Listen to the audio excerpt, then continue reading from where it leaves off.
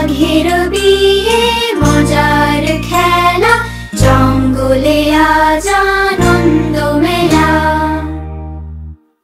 একদিন জঙ্গলে হইচই পড়ে গেল, বাঘ নাকি বিয়ে করবে। বানর লাফিয়ে লাফিয়ে খবরটা সবাইকে জানাচ্ছে। ওহে সবাই শোনো, আমাদের বাঘ ভাইয়ের বিয়ে। হাতি বলল, এই খবরটা কি সত্যি? বাঘ তো এতদিন শুধু শিকারই জানত।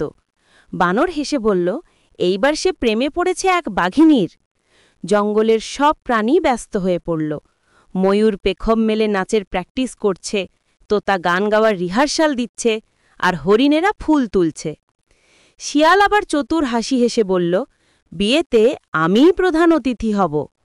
সবাই হেসে গড়াগড়ি খেয়ে পড়ল। বিয়ের দিন বাঘ মাথায় ফুলের মুকুট পরে এসে হাজির হল।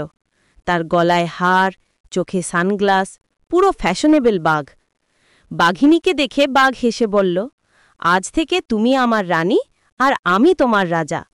তখন বানর চেঁচিয়ে উঠল, আর আমরা তোমার আতিথি। খাবার টেবিলে মজার ঘটনা ঘটল।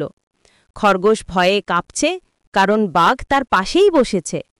বাঘ বলল, ভয় পেও না, আজ আমি নিরামিষ ভোজি। সবাই হেসে উঠল, বাঘ নিরামিষ খায়? আজ তো সত্যিই জাদুর দিন।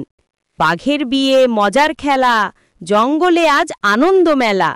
শেষে বাঘ হেসে বলল, এখন থেকে জঙ্গলে ভয় নয়, শুধু ভালোবাসা।